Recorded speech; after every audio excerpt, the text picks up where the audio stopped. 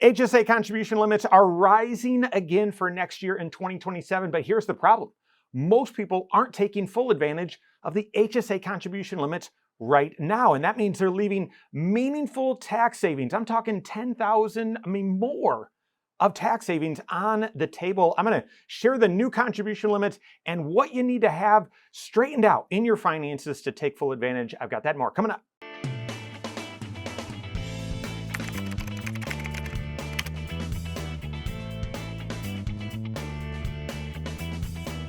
Most people are not getting the full tax advantage of their HSA. The health savings account, this is a very unique tax sheltered tool, and most people are not getting the full benefit. How the HSA works, when you have a qualifying HSA eligible, qualifying high deductible health plan, you are allowed to. You don't have to, you're not forced, but you are allowed to open up a health savings account and contribute money into it. When you do so, you get a tax benefit. The growth on it is tax sheltered. There's no taxation on the growth as it goes along. And then when you withdraw the dollars from your HSA, as long as you use them for qualifying medical expenses, you don't have to pay tax on those dollars. This is triple tax benefit, significantly powerful. And most people treat it as if, well, I don't know how much I'm going to have in medical expenses. Let me just calculate, okay, I think I'll have probably $1,000, going to see the doctor once or twice, getting sick,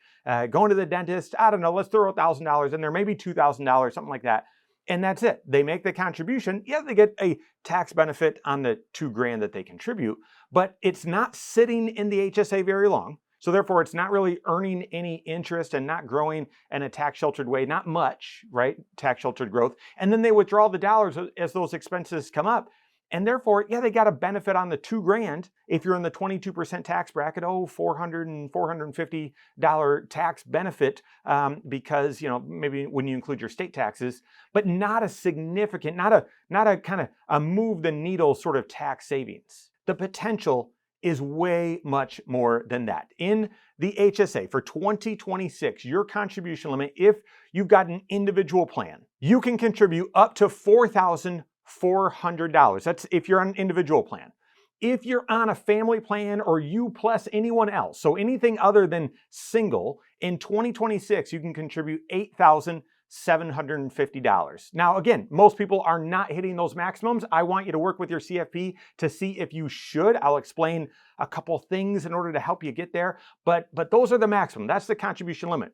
For 2027, even though we're still in the summer of 26, we already know what those contribution limits are moving to for next year, and they're going up. Not a ton, but they're going up, and that means more potential tax savings. It's around $4,500. That's a round number that you can contribute to your HSA in 2027. So $4,500 if you're on single coverage, $9,000. That's the new limit. $9,000 in 2027 is the family coverage, or you plus anyone else. $9,000. And get this, if you're age 55 or older, you can do another $1,000 on top of that. And if you are age 55 or older and your spouse is age 55 or older, you can each do an extra $1,000, meaning family coverage, age 55 or older, both of you, $11,000. I remember just recently when it passed $10,000, it was such a big deal. But here's the problem. Most people are not contributing the maximum to their HSA, and so they're missing out on some significant tax savings. For example, say you're 35 years old. Say you're 35 years old and you hear this and you say, okay, I can contribute $9,000. Yeah, right? We're married. I can contribute $9,000. I don't know. I don't think we're going to have $9,000 of medical expenses this year, but let's put the money on ice. Let's contribute it, get the tax benefits today, and invest the dollars and let it grow, and we'll use it out there in the future. So that $9,000, if you're in the 22% tax bracket and maybe paying 5% state tax, you're saving 27% on that. So over $2,000, $2,500, okay, is your tax savings today. Meaningful. That is significant. However, because that HSA, because you said, no, I don't think we're going to touch it right now, and you decide to invest it, earning 8% compound a year over 30 years, okay, so this is age 35 to age 65, that $9,000 becomes $90,000. All $90,000, or even in that case, right, $81,000, tax sheltered and would be withdrawn tax-free as you have medical expenses, qualifying medical expenses out there in retirement. Better than the pre-tax IRA, better than the Roth IRA, because you get the tax benefit on your contribution in as well as tax-free on the way out. Huge potential, significant amount of tax savings. Now, what if you say, yeah, I'm not 30 years away from the retirement. I'm in my mid 50s. I'm going to retire in about a decade. Is there that much potential for tax savings there? Well, if you're age 55 and your spouse is as well, and again, you've got an HSA eligible high deductible health plan, you can contribute $11,000 into that. You get that tax benefit. Again, if you're in the 22% Fed, 5% state, again, that's significant amount of tax savings, almost $3,000 of tax savings right there on your contribution. But if you invest those dollars, if you invest that 11 grand and it can earn 8% a year for the next 10 years, just from age 55 to 65, that 11,000, okay, that 11,000 grows to about 23, almost $24,000. Again, all of that growth would be tax sheltered and all of those dollars would be able to come out tax-free for qualifying medical expenses in retirement. The potential with the HSA is significant, and I want you to reach that potential. So why aren't more people taking full advantage of their HSA? It's because they're not looking at their financial situation all together. They're looking at it as separate pieces. The HSA is often treated as a separate health insurance issue, okay? I would actually argue it's not a health insurance. Health insurance sits in the protection planning area of your financial life. There's 6 areas to everyone's financial life, yours, mine, Warren Buffett's, everyone's, Elon Musk, everyone has 6 areas to their financial life. Most people look at their HSA and say, that's part of protection planning. That's just this add-on with my with my health insurance. Therefore, how much do I think I'll have in out-of-pocket medical expenses? Okay, I'll just treat it like that.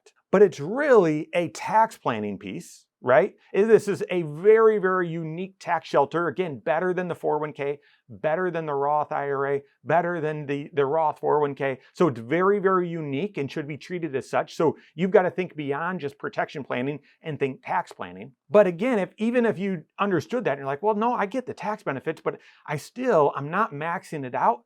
I don't think it's because you don't want tax benefits. I think the issue could be you're not connecting it to your cash flow, to your present financial position. And this is where a lot of people say, yeah, I know I'm only contributing $2,000 because, boy, it would require significant sacrifice to contribute $4,000, or in the future, $4,500 next year, the full $9,000 if you're on a married plan.